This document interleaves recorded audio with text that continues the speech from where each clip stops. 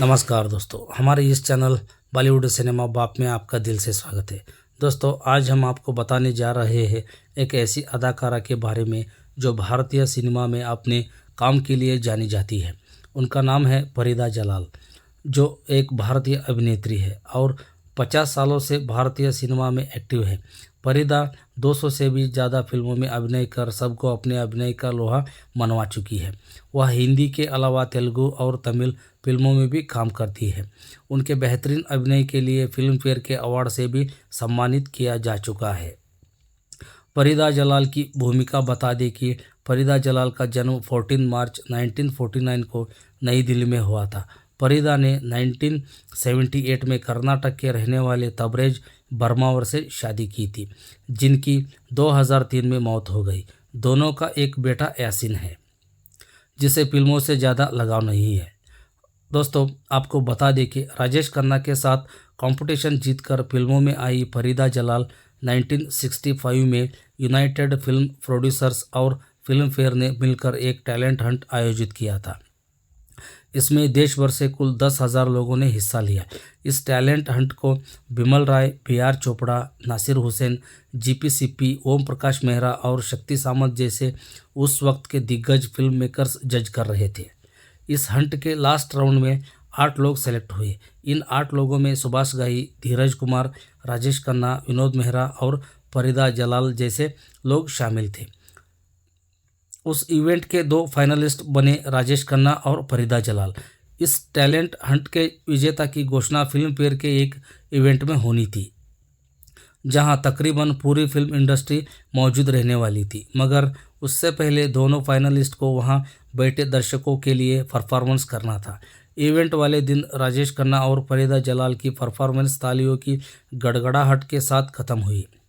ठीक इसी वक्त वहां ऑडियंस में बैठे राजेश प्रोडक्शन के ताराचंद बड़जात्या उनसे मिलने चल दिए। उन्होंने बैक स्टेज जाकर फरीदा को अपनी अगली फिल्म तकदीर में कास्ट करने की बात कही। फरीदा ने फिल्मों में काम पाने के लिए ही इस टैलेंट हंट में हिस्सा लिया था, मगर उन्हें ये नहीं पता था कि इस टैलेंट हंट का नतीजा आने से पहले ही उन्हें इंडिया की एक बड़ी प्रोडक्शन कंपनी अपनी फिल्म में काम दे देगी। इस घटना के कुछ ही घंटे बाद टैलेंट हंट का रिजल्ट आया। इसमें राजेश खन्ना के साथ फरीदा जलाल को संयुक्त रूप से विजेता चुना गया। हालांकि ये डिबेटेबल फैक्ट है। तमाम जगहों पर इस टैलेंट हंट के सोलो विनर राजेश खन्ना बताए जाते हैं। जब फरीदा ने अपनी पहली फिल्म तकदीर साइन की, तब उनकी उम्र कुछ 15-16 साल रही होगी। वो पंचकर्णी के सेंट जोसेफ कॉन्वेंट नाम के स्कूल में पढ़ाई कर रही थी, मगर फिल्मों में आने की वजह से फरीदा को पढ़ाई छोड़नी पड़ी। बहारों की मंजिल और महल जैसी फिल्मों में काम करने के बाद फरीदा को राजेश खन्ना के साथ फिल्म आराधना में कास्ट किया गया। वैसे तो इस फिल्म की लीडिंग लेडी शर्मिला टैगोर थी, मगर फरीदा को भी राजेश खन्ना के अपोजिट ही कास्ट किया गया था। फिल्म के एक गाने बागों में बहा रहे में राजेश और फरीदा साथ नजर आए। दोस्तों, फरीदा जलाल बताती है कि आराधना में काम करने के दौरान वो बहुत ही यंग थी। आमतौर पर हीरोइनें गाने या रोमांटिक सीन्स बड़ी आसानी से कर जाती है, मगर एक्सपीरियंस नहीं होने की वजह से फरीदा को राजेश खन्ना की ओर देखने में लाज आ रही थी।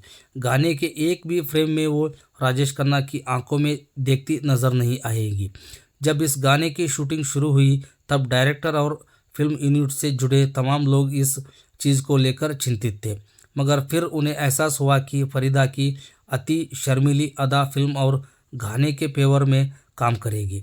ऐसे में उस गाने को बिना किसी बदलाव या रीशूट किए जस का तस फिल्मों में बनाए रखा गया। 1969 में आई आराधना के बाद फरीदा पुरस्कार नाम की फिल्म में जॉय मुखर्जी के साथ बतौर लीडिंग लेडी नजर आई। फिल्म नहीं चली। तब दिलीप कुमार बहुत बड़े नाम थे। उस दौर का हर एक्टर अपने करियर में कम से कम एक फिल्म उनके साथ जरूर करना चाहता था, मगर दिक्कत ये थी कि दिलीप साहब बड़ी गिनी चुनी फिल्में करते थे। उन्होंने 5 दशक लंबे करियर में मात्र 65 फिल्मों में काम किया। खैर, इसी समय फरीदा को दिलीप कुमार की 1970 में आई फिल्म गोपी में काम करने का मौका मिला। इस फिल्म में उनका रोल दिलीप साहब की बहन का था। अपने करियर के शुरुआती दौर में किसी सुपरस्टार की बहन का रोल करना किसी भी एक्ट्रेस के लिए घातक हो सकता है, मगर फरीदा ने यह सब बिल्कुल नहीं सोचा। जब उन्हें गोपी ऑफर हुई, फरीदा बताती है कि इस फिल्म के लिए मना करने की बात छोड़िए, मैंने दोनों हाथों से उस मौके को लपका। मुझे ग्रेटेस्ट दिलीप कुमार की बहन का रोल ऑफर हुआ था।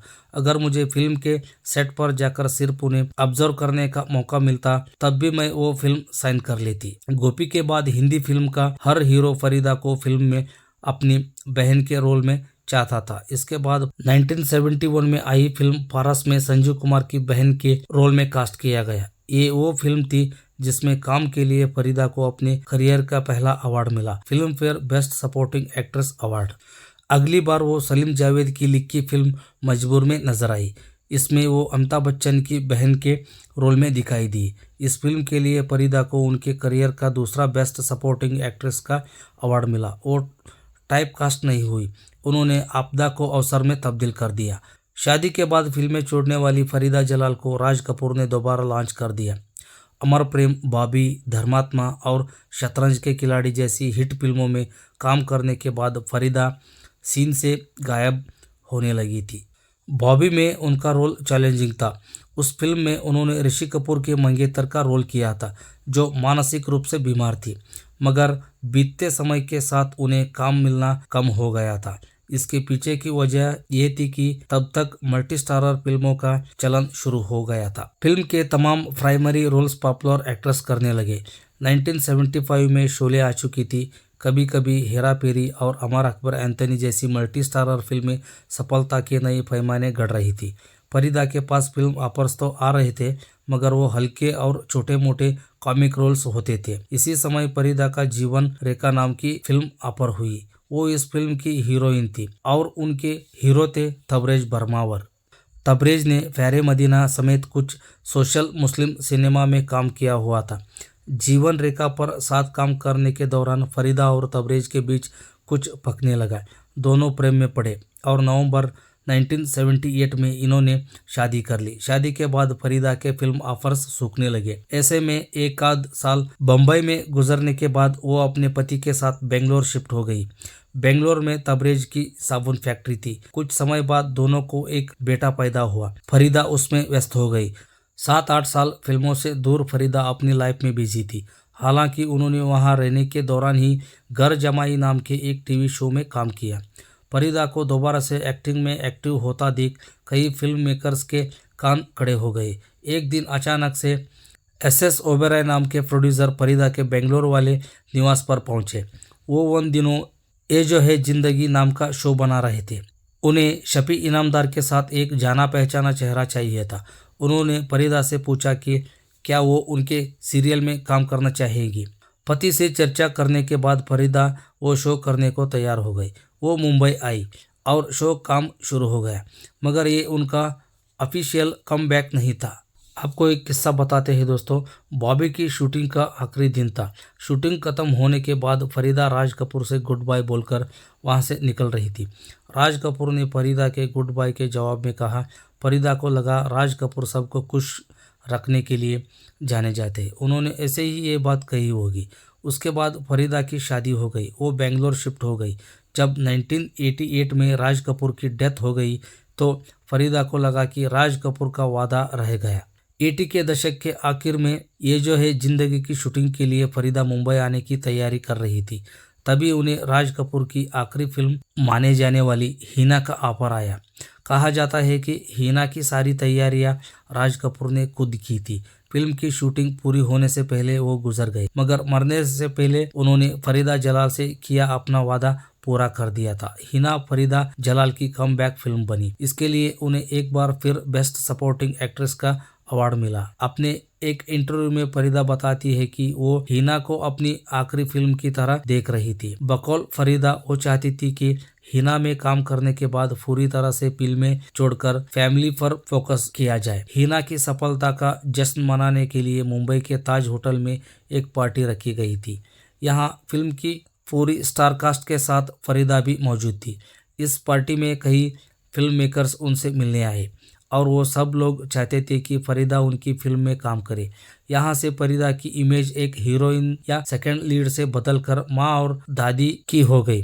90 के दशक की कई हिट फिल्मों में उन्होंने इस तरह के रोल्स निभाए और इन किरदारों में उन्हें खूब पसंद किया गया। 1997 में आई दिल तो पागल है और 2001 में आई फिल्म कभी खुशी कभी गम के बाद यशराज फिल्म्स और धर्मा प्रोडक्शन ने फरीदा जलाल को अपनी फिल्मों में लेना बंद कर दिया। फरीदा के करियर की सेकेंड इनिंग्स में इन्हीं दो प्रोडक्शन हाउस से निकली फिल्मों ने इन्हें नई पीढ़ी से रूबरू करवाया था। यशराज और धर्मा की फिल्मों में फरीदा को न लिए जाने की वजह किरण खेर को माना गया, क्योंकि अनुपम और किरण खेर की इन दोनों ही प्रोडक्शन कंपनियों के लोगों से काफी करीबी संबंध थे। कुछ मीडिया रिपोर्ट्स में भी कहा गया कि शाहरुख के साथ हुई एक खटपट ने फरीदा को इंडिया के दो चर्चित प्रोडक्शन कंपनियों से दूर कर दिया, मगर ये बहुत हालांकि 2012 में करण जौहर के प्रोडक्शन में बनी film student of the year में फरीदा नजर आई थी। 2016 में यशराज फिल्म्स ने भी उन्हें अपने शॉर्ट फिल्म लव शॉट्स में कास्ट किया, मगर पहले वाली बात नहीं रही। फिल्मों से बचे समय में फरीदा ने बालिका वधू और जीनी और जूजू समेत तमाम टीवी शो में काम किया। दोस्तों, आज का एपिसोड समाप्त होता है। मिलते हैं अगले एक सितारा से। तब तक के लिए आप हमारे इस चैनल को सब्सक्राइब करो, बेल आइकॉन प्रेस करो, ताकि हमारी आने वाली हर वीडियो की नोटिफिकेशन आप तक पहुंचती रहेगी। धन्यवाद दोस्तों।